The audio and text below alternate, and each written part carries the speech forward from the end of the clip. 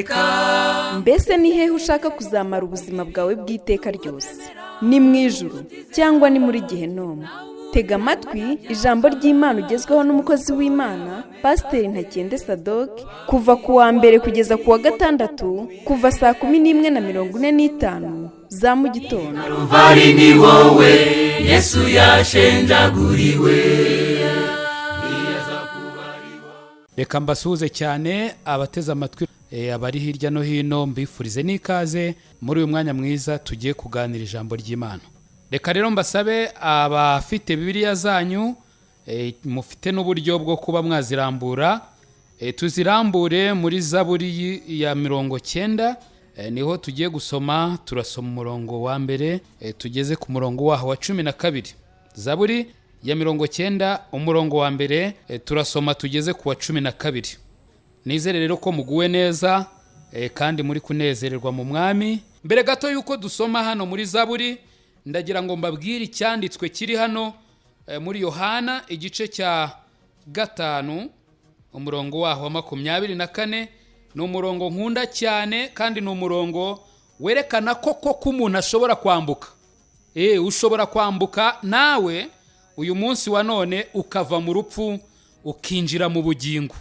Niwo mugambi w'Imana igihe yoherezaga Yesu Kristo ngo azapfe urupfu rubi ku musaraba, abambwe, apfe, ahambwe, azuke, hanyuma uyu munsi akaba ari muzima. Umugambi w'Imana wari uwo kugira ngo wambuke uve mu rupfu ugere mu bugingo. Yohana igice cya 5 umurongo wa 24, Bibiliya irambwira ngo nukuri ndababwira yuko uwumva ijambo ryanjye akizera uwantumye aba afite ubugingo buhoraho kandi ntazacirwaho iteka, ahubwo abavuye mu rupfu ageze mu bugingo. Iri jambo riceho akarongo disi we, ahubwo aba avuye mu rupfu ageze mu bugingo. Nari nkubwiye ngo ushobora kwambuka ukava mu rupfu ukinjira mu bugingo. Hari abantu benshi cyane batagira ibyiringiro bizima ngo babe bazi neza badashidikanya nk'uko biri bivuga ko atarabo kurimbuka, ko bafite ubugingo buhoraho. Hari abantu benshi cyane badafite ibyiringiro, kandi icyo ni igihombo gikomeye, kuko nawe ushobora kwambuka uyu munsi wa none. Imana rero ishimwe cyane ko yadushyiriyeho ubwo buryo dushobora kwambuka tukava mu rupfu tukinjira mu bugingo buhoraho, aho natwe dushobora kuririmba indirimbo mu mitima yacu ivuga ngo nararuhutse, narababariwe, ndi umukristo ibihe byose, yewe n'uyu mubiri nimara kuvamo nzaguma ndi umukristo. Kandi noneho hari n'umuririmbyi wavuze ngo urupfu ruzamwinjiza aho badapfa. Mama, urupfu rero ku mukristo urumva ko ntabwo ari ikintu giteye ubwoba, ahubwo ni uburyo nanone bwo kwigerera ahandi hantu aho badapfa. Ibyo byiringiro rero umuntu ubifite wese nzi ko ubu yavuga ngo amen. Imana yacu ishimwe cyane. Reka tugaruke muri Zaburi ya 90 umurongo wa mbere dusome tugeze ku murongo waho wa 12. Bibiliya irambwira ngo Mwami, ibihe byose wahoze uri ubuturo bwacu, imisozi itaravuka, utararamukwa isi n'ubutaka, uhereye iteka ryose ukageza iteka ryose, ni wowe Mana. Uhindura abantu umukungugu kandi ukavuga uti bana b'abantu musubireyo, kuko imyaka 1000 mu maso yawe imeze nk'umunsi w'ejo wahise, cyangwa nk'igicucu cy'ijoro. Ubajyana nk'isuri bameze nk'ibitotsi, bukeye bameze nk'ibyatsi bimera. Mu gitondo birera bigakura, nimugoroba bigacibwa bikuma. Natwe uburakari bwawe bwatumazeho, umujinya wawe waduhagaritse imitima. Washyize ibyo twakiraniwe imbere yawe, n'ibyaha byacu byahishwe wabishyize mu mucyo wo mu maso hawe. Kuko iminsi yacu yose ishize tukiri mu mujinya wawe, imyaka yacu tuyirangiza nko gusuhuza umutima. Iminsi y'imyaka yacu ni imyaka 70, ariko kandi nitugira intege nyinshi ikagera kuri 80. Nyamara ibyiratwa byayo ni imiruho n'umubabaro, kuko ishira vuba natwe tukaba tugurutse. Ninde uzi imbaraga z'uburakari bwawe, akamenya umujinya wawe uko wowe ukwiriye kubahwa? Utwigishe kubara iminsi yacu, uburyo butuma dutungana, dutunga imitima y'ubwenge. Ndagira ngo urebe neza uyu murongo dusorejeho wa 12. Uravuga ngo utwigishe kubara iminsi yacu, uburyo butuma dutunga imitima y'ubwenge. Mana, icyampa kuri uyu mwanya ukatwigisha, ukavugana n'imitima yacu iby'ubwenge buturuka mu ijuru, kugira ngo turusheho gutera intambwe mu kukumenya, mu kukubaha no mu kugucira bugufi, kugira ngo ubushake bwawe bukoreke mu buzima bwacu. Uri mwiza kandi nzi ko witeguye gukora byinshi birenze ibyo tugusabye, mu izina rya Yesu Kristo umwami wacu, amen. Imana yacu ishimwe kubwira ijambo tumaze gusoma, kandi nizere yuko niba ubishoboye nawe ufite Bibiliya yawe, kuko nkuko nababwiye jewe icyo mba nshaka nuko twiga ijambo ry'Imana. Ibitekerezo byanjye wenda bishobora kuba byiza, ariko wibuke ko ndi umuntu, kandi ndi umuntu wambaye umubiri, bityo rero ibitekerezo byanjye ntibishobora gutungana 100%. Ntabwo nakubwira ibitekerezo byanjye hanyuma ngo uvuge ngo wumvise icyo Imana ivuga. Oya, ukeneye ijambo ry'Imana, ntabwo ukeneye ibitekerezo bya Sadoki. Umugaragu w'Imana Dawidi ahumekewemwo n'umwuka w'Imana, nako umugaragu w'Imana Mose asenga aya masengesho, asenga mwaya magambo. Yari arimo yitegereza urugendo rw'Abisirayeli, areba iyo bavuye, areba aho bari bageze, areba naho bari barimo kujya. Arangije asenga rino sengesho, ariko nkuko navuze ku murongo wa 12 niho hantu yagushaga. Yari arimo kugusha ku kuntu Abisirayeli batigeraga batekereza neza ngo bamenye gukoresha igihe Imana ibahaye neza. Ntago bari bazi kugikoresha neza. Ndagira ngo tuganire ku gihe. Igihe ni ikintu cy'ingenzi cyane, ndetse abantu benshi bagiye batera imbere cyangwa se bakize, ndavuga mu bijyanye n'iby'iyi si, nuko bitaye ku gihe. Igihe bafite bakagikoresha neza, bakagikoramwo ibijyanye n'ibyo bareba ko ari iby'ingenzi byabageza ku bukungu bashaka kugeraho. Igihe ni ikintu cy'ingenzi cyane. Umwongereza we yaravuze ngo igihe ni ubukungu, cyangwa se mu yandi magambo igihe ni amafaranga. Mose nawe mu ishengesho rye aravuga ati, Uwiteka utwigishe kubara iminsi yacu. Mu yandi magambo ni nkaho yari ari kuvuga ngo Uwiteka utwigishe kumenya no kugenzura neza igihe cyacu. Kubera iki? Kugira ngo ibyo bidutere gutunga imitima y'ubwenge, bidutere gutunga imitima y'ubwenge. Iyo abantu benshi bumvise ijambo ubwenge, bahita batekereza ku kumenya cyangwa se ubumenyi. Kavuga ngo uriya muntu ubwazi ibintu byinshi, azi ibimera byinshi, azi imodoka z'amoko menshi, azi abantu benshi, azi ibintu byinshi cyane bigiye bitandukanye bifatika biri hano kuri iyi si, bagahita banzura bati uriya muntu azi ubwenge. Ndagira ngo utandukanye ubwenge n'ubumenyi.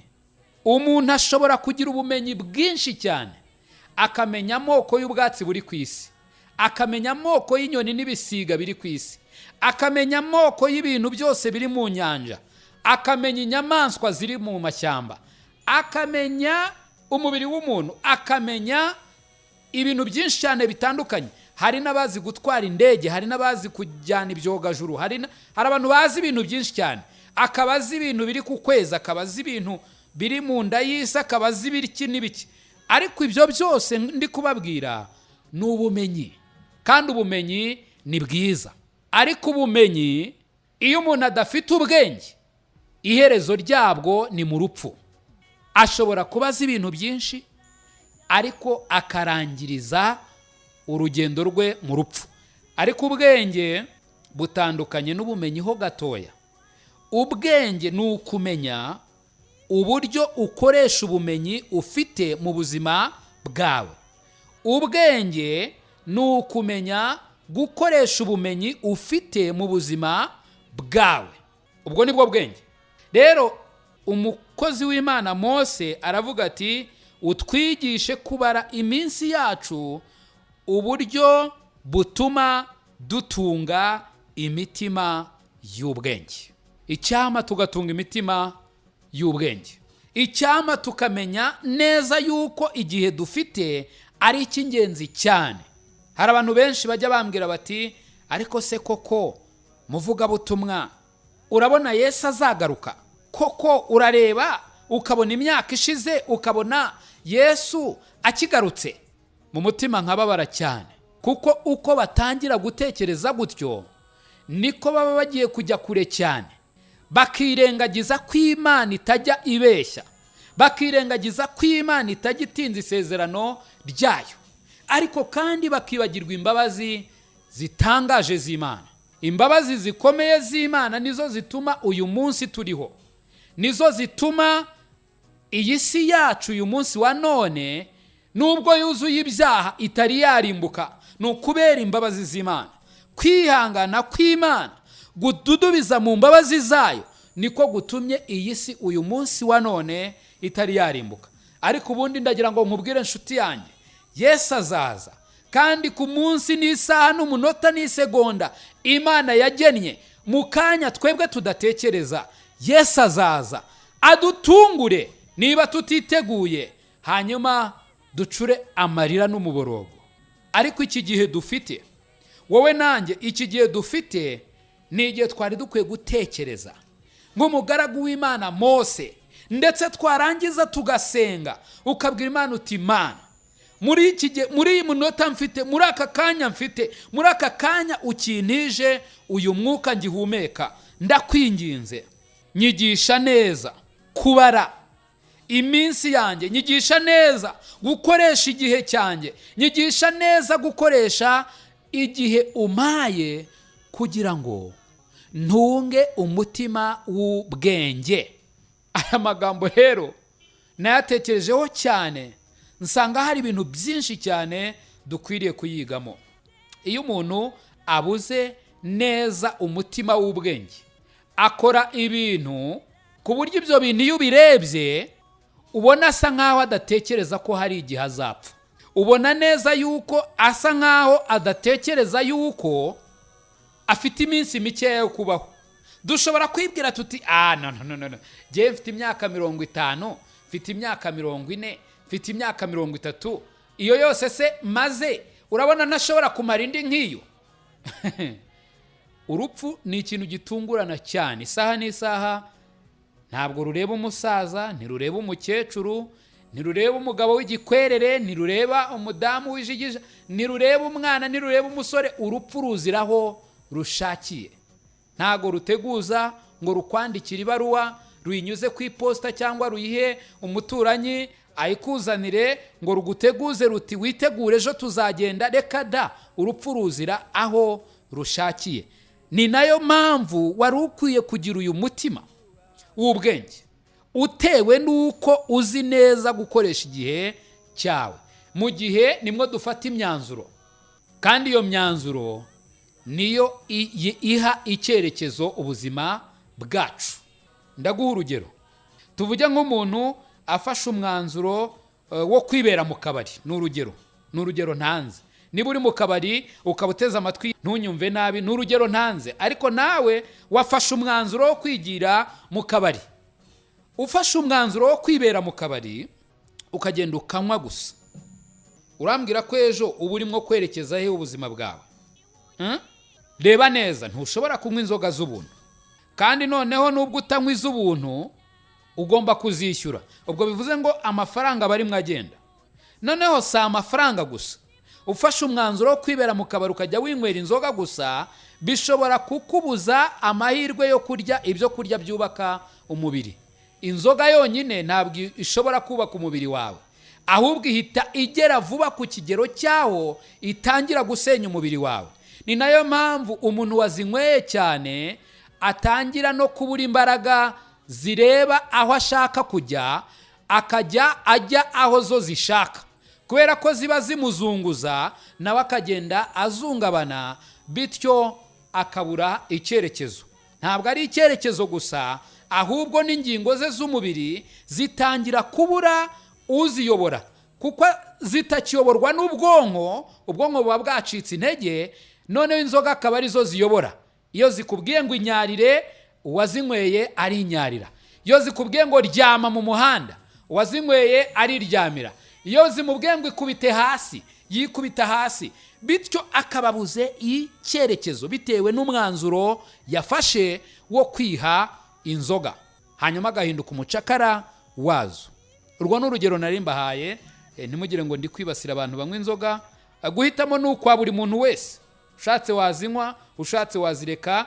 Ntabwo icy'ingenzi nje kukubwira ari ukukubwira ngo reka inzoga, ariko ushatse wazireka. Icyo nakubwiraga ni uko ubuzima bwacu bugengwa cyangwa buyoborwa n'imyanzuro tugenda dufata mu buzima. Iyo dufashe imyanzuro mibi muri cya gihe Imana yaduhaye, iyo myanzuro mibi iyobora ubuzima bwacu mu ngorane. Iyo dufashe imyanzuro myiza, iyo myanzuro myiza dufashe muri cya gihe cya nyacyo, ibyo bituma ubuzima bwacu bugira icyerekezo cyiza. By'umwihariko rero mu buryo bw'umwuka, ndavuga mu bijyanye no gukora iby'Imana ishaka. Uyu munsi gufata imyanzuro myiza bikuyobora mu migisha y'Imana, bikuyobora mu masezerano y'Imana, bikuyobora mu kugendana n'Imana, bikuyobora mu gufashwa n'Imana mu buzima bwawe bwose. Ari nayo mpamvu umugaragu w'Imana Mose amaze kwitegereza aho Abisirayeli bari bari kuva, yitegereje n'aho bari bari, yareba n'aho barimo kujya, yasenze rino shengesho. Mu yandi magambo, akomoza ku gihe, kuko hano ku murongo wa 3 yaravuze ngo uhindura abantu umukungugu, kandi ukavuga uti bana b'abantu musubireyo. Mu yandi magambo, Imana ishatse Sadoki uyu nguyu uri kuvuga, ejo yaba yatangiye guhinduka umukungugu. Nyuma y'icyumweru kimwe ntabwo wajya no gushaka umubiri wa Sadoki ngo ubone. Kubera iki? Imana yategetse Sadoki asubira kuba umukungugu, asubirayo. Rero wari ukwiye kumenya neza ko Imana ariyo ifashe ubuzima bwacu mu kiganza cyayo. Imana niyo ifashe ubuzima bwacu mu kiganza cyayo. Ishatse yavuga iti ongera uba umukungugu, Sadoki nkaba umukungugu. Kandi n'abandi benshi cyane Imana yabitegeka. Ntabwo ari Sadoki wenyine, kuko iri ni ihame rya Bibiliya. Hariho umunsi wo kuvuka, hakabaho n'umunsi wo gupfa. Niko birivuga, hariho umunsi wo kuvuka, hakabaho n'uwo gupfa. Iyi minsi yombi nta muntu n'umwe ufite ubugenzuzi bwayo mu kiganza cye uretse Imana yonyine. Ntabwo nigeze mpanga ngo mvuke ngo ngewe nzavuka ku itariki 21. Reka da. Nawe ntabwo wigeze ukora gahunda ngo uvuge ngo nzavuka igihe iki n'iki. Ni nayo mpamvu nta bushobozi dufite bwo kuvuga ngo iyi si tuzayivamwo uyu munsi, uyu n'uyu, ku isaha iyi nzaba ntakiri ku isi rwose. Ntabwo ibyo biri mu bushobozi bwanjye, ntabwo Imana yabimpaye. Ntekereza kandi nkizera ko nawe itabiguhaye. Ntabwo yabiduhaye, biri mu kiganza cyayo. Mose aravuga ati uhindura abantu umukungugu, kandi ukavuga uti bana b'abantu musubireyo mwaturutse mu butaka, hanyuma tugasubirayo. ntacyo duhinduraho, ntitwavuga ngo tuzagenda ejo, ntitwavuga ngo ntago twiteguye. Reka da, ku isaha Imana yagennye buri muntu wese yasubira aho dukomoka, ariho mu butaka. Reba imbaraga z'Imana. Murongo wa 4 uravuga ngo kuko imyaka 1000 mu maso yawe imeze nk'umunsi w'ejo wahise. Imyaka 1000, twebwe abantu nk'uko dusoma muri iki gitabo ndetse no muri iyi mirongo twasomye, Mose yaravuze ngo abantu bamara imyaka 70, hanyuma rwose ngo bagira intege nyinshi ikagera kuri 80. Ariko ibyiratwa byayo ni imiruho n'imibabaro, kandi iminsi yo kubaho kwacu ishira vuba. Nta muntu ushobora kukubwira ati jyewe maze imyaka myinshi rwose yararenze. Okay, hari abantu bajya babivuga, abasaza kubera intege nke z'umubiri, akavuga ati n'ubundi ndimo ndaruhanya, nari nkuze, nari ngize gute. Ariko buriya abantu hafi ya bose iyo ubareba, kuko nta muntu ushaka gupfa, n'umusaza umubwiye uti muze urumva ushaka gupfa kano kanya, ntago yabigukundira. Kubera iki? Ntabwo mu by'ukuri abavuga ko amaze imyaka myinshi. Kubera iki? Imyaka yacu ishira vuba, hanyuma ngo natwe tukaba tugurutse.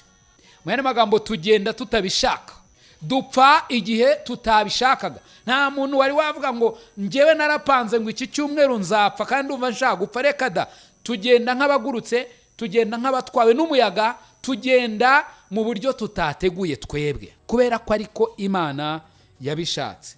Ariko noneho dukwiye kwibaza, mbese urupfu rukomoka he? Urupfu rukomoka mu cyaha.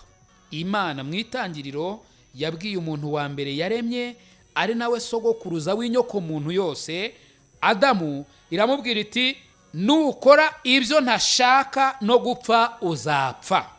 Ari mu ngobyi ya Edeni, hano mu itangiriro igice cyaho cya 2, uhereye ku murongo waho wa 15, biratubwira ngo Uwiteka Imana ijyana wa muntu imushyira muri iyo ngobyi yo muri Edeni ngo ahingire ibirimo ayirinde.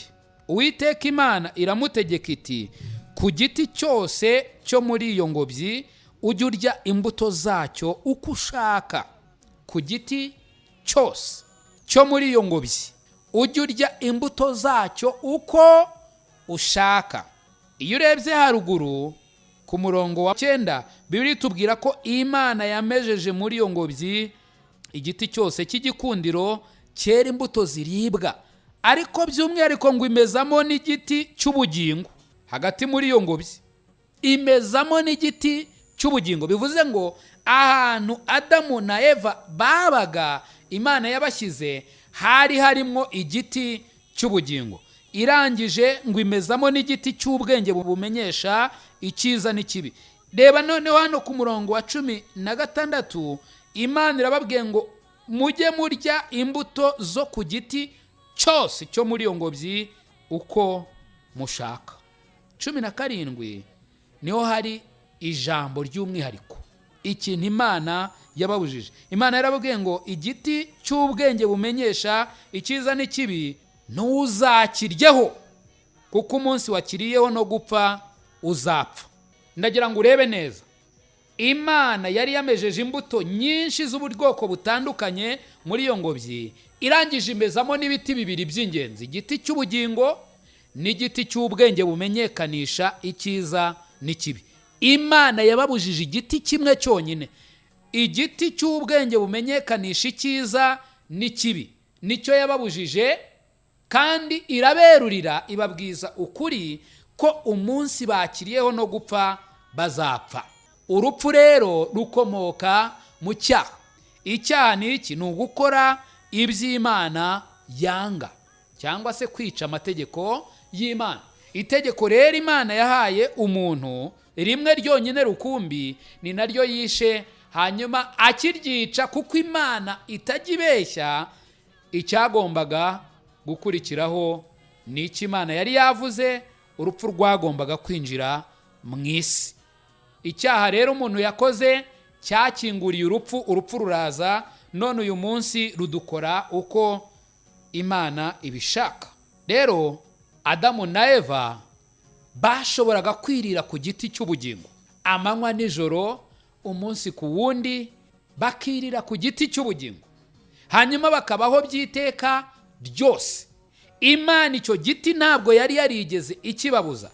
Ndetse iyo urebye hano ku murongo wa 22 w'igice cya 3, aravuga ngo Uwiteka Imana iravuga iti, dore uyu muntu ahindutse nk'imwe yo muri twe ku byo kumenya icyiza n'ikibi, noneho atarambura ukuboko agasoroma no ku giti cy'ubugingo akarya akarama iteka ryose. Mu yandi magambo, Imana ikura Adamu na Eva mu ngobyi ya Edeni byari urukundo rwayo, byari imbabazi zayo. Ntago yashakaga ko bamaze gukora icyaha bakongera bakarya ku giti cy'ubugingo maze bakabaho by'iteka ryose. Ibaze nawe, ndi kumwe na mwene data hano Gatabazi, ntabwo ari bunsubize, ariko ibaze Gatabazi na Sadoki b'abanyabyaha tubayeho by'iteka ryose mu byaha byacu. Imana itubabarire cyane, Imana itugirire impuhwe n'ibambe. Twaba turi abantu b'abanyamibabaro, twaba turi abantu bo kubabarirwa, kuko ntabwo Sadoki nakwifuza kubaho by'iteka ryose muri uyu mubiri ugengwa na kamere y'ibyaha. Imana ishimwe ko atari uko biri, ahubwo Imana ishimwe ko uyu mubiri nzawamburwa, Imana ishimwe ko hari igihe nzapfa, Imana ishimwe ko ariko yabipanze igakura Adamu na Eva mu ngobyi ya Edeni kugira ngo batarya ku giti cy'ubugingo maze bakabaho by'iteka ryose. Sadoki nkaba naravutse kuri sogokuruza uwo nguwo w'umunyabyaha wariye ku giti cy'ubugingo akaba agomba kubaho by'iteka ryose, byari kuba ari ibintu biteye agahinda. Ariko Imana yabirukanye mu ngobyi ya Edeni kugira ngo batarya kuri iki giti hanyuma bakabaho by'iteka ryose. Ndetse uku kubirukana mu ngobyi ya Edeni, Imana yashakaga ukuntu yazabacungura.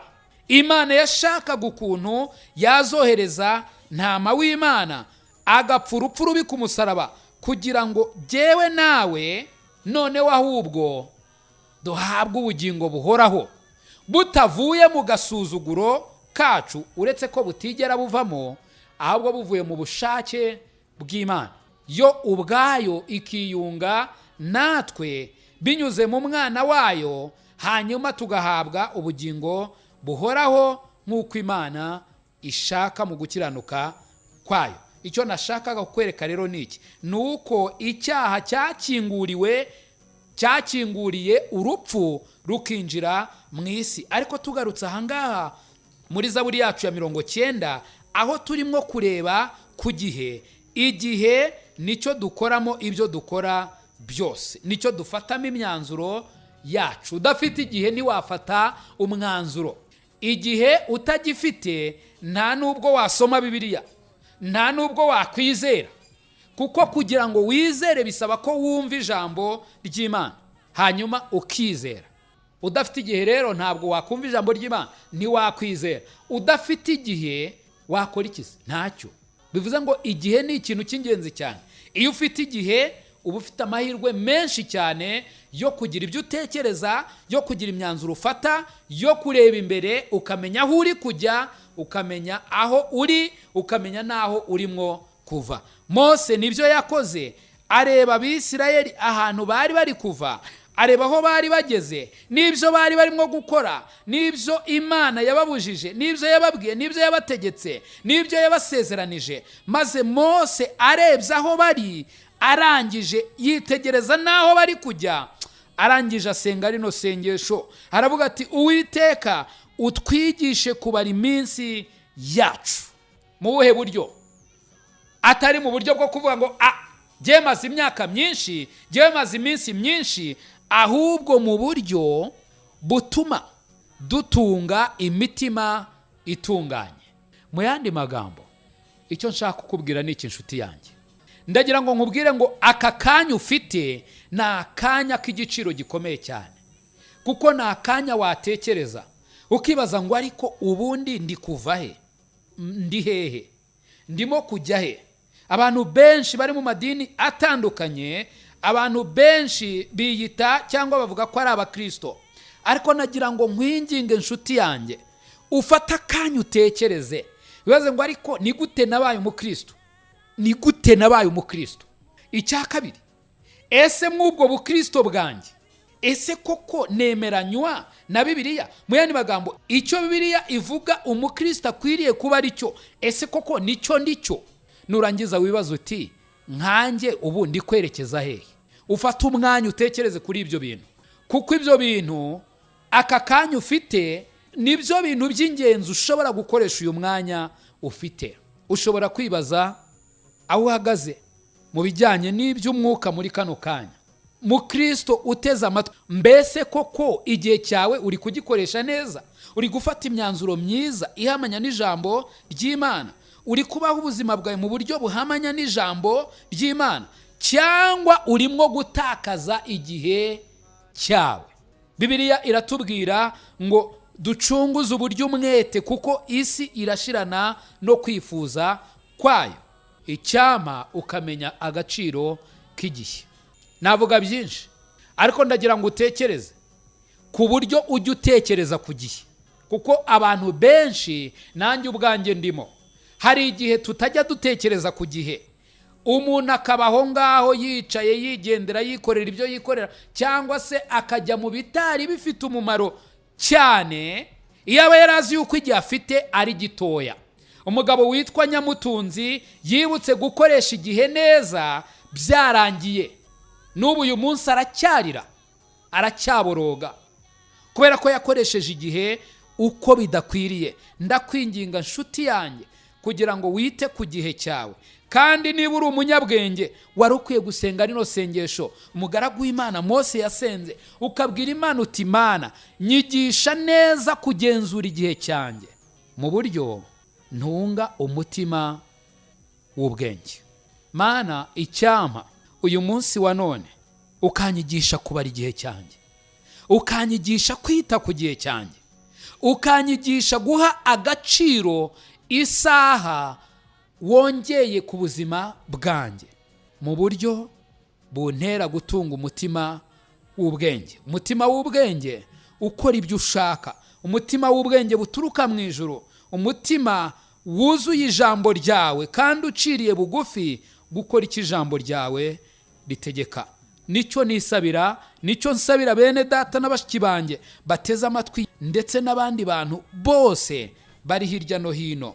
Mana, icyampa ugakora ku mitima yacu, ukatwigisha neza gukoresha igihe nk'uko bikwiriye, kugira ngo tubone gutunga imitima y'ubwenge. Uri mwiza none n'iteka ryose, mu izina rya Yesu Kristo nimwo dusabye ibyo byose, kandi twiringiye ko witeguye kubikora, mu izina rya Yesu Kristo umwami wacu, amen. I Calvary ni wowe Yesu yashenjaguriwe. Nshuti mukundwa, mbese aho izina ryawe ryanditswe mu gitabo cy'ubugingo? Ese impanda ivuze Yesu agarutse nona, cyangwa uramutse uvuye mu mubiri, wizeye neza 100% ko wajya mu ijuru? Ndakwinginga ngo uyu munsi utekereze ku iherezo ryawe, maze ufate umwanzuro uruta iyindi. Imana iragukunda kandi Yesu aragutegereje. Ngwino, tebuka aguha agakiza, akuruhura umutwaro w'ubwoba, aguha amahoro, umunezero n'ibyiringiro byuzuye byo mu mutima. Ukeneye ubundi bufasha, waduhamagara kuri izi nimero: 0783 00 16 46. Imana iguha umugisha. Kuba ari wowe munyabyaha gusa uhari, ntibyari kubuza Yesu kuza hano kugupfira, niwaburira imbabazi